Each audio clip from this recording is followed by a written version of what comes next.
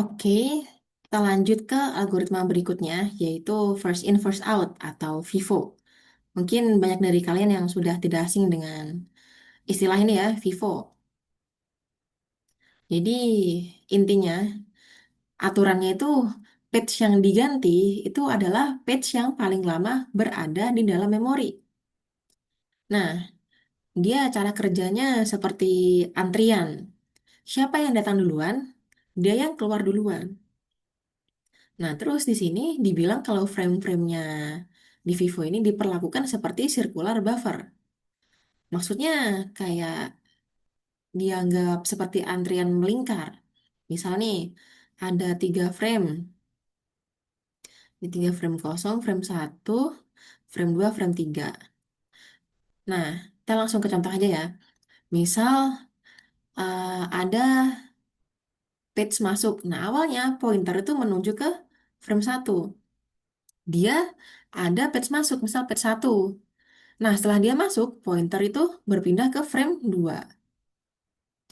Jadi, yang di awal sudah berpindah. Terus, ada page lagi masuk, misal page 2. Kalau dia masuk, pointernya berpindah ke selanjutnya. Berarti pindah ke frame 3. Nah, kalau ada page masuk lagi, misal page 3, pointer ini akan balik ke frame satu. Gitu. Nah, jadi prosesnya berputar seperti lingkaran. Itulah mengapa disebut model round robin atau circular buffer ya. Nah, sebelum kita bahas kelebihan dan kekurangan, kita masuk ke contoh dulu. Jadi ini seperti biasa, ada 3 frame kosong, terus diisi page 2 masuk ke yang kosong, 3 juga masuk ke yang kosong. Kalau yang 2 ini hit, satu ini masih ngisi yang kosong, baru nih ada page 5 masuk. Ini page fault kan. Nah, page 5 ini menggantikan page 2 karena dia yang ada di antrian awal. Meskipun 2 ini dibutuhkan di proses sebelumnya, tapi karena 2 ini masuknya duluan, ya dia yang harus rela meninggalkan frame gitu, harus jadi tumbal. Nah, kalau 2 dikeluarkan, 2 dicoret. Berarti sisa 5, 1, 3. Nah, 2 masuk lagi ternyata nih. Ini tracing ya. 2 masuk lagi. Berarti dia menggantikan yang mana yang paling awal. 3 kan. Nah, berarti dia masuk ke slotnya page 3. Terus ada data masuk lagi nih.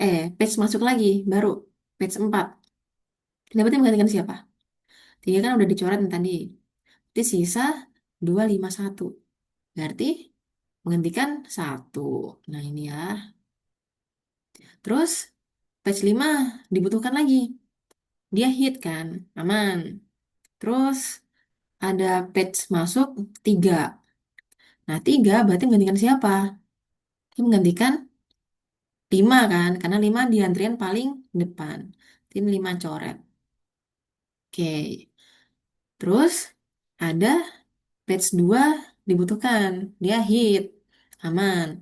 Terus 5 masuk lagi. Nah, 5 ini menggantikan siapa? Berarti kan yang di antrian paling depan 2 kan? Jadi 2 coret. Gitu. Dia masuk ke sini. Oke, sisa 5, 3, 4. Kalau 2 masuk lagi, ini tracing lagi nih. 2 masuk lagi, berarti dia menggantikan page 4.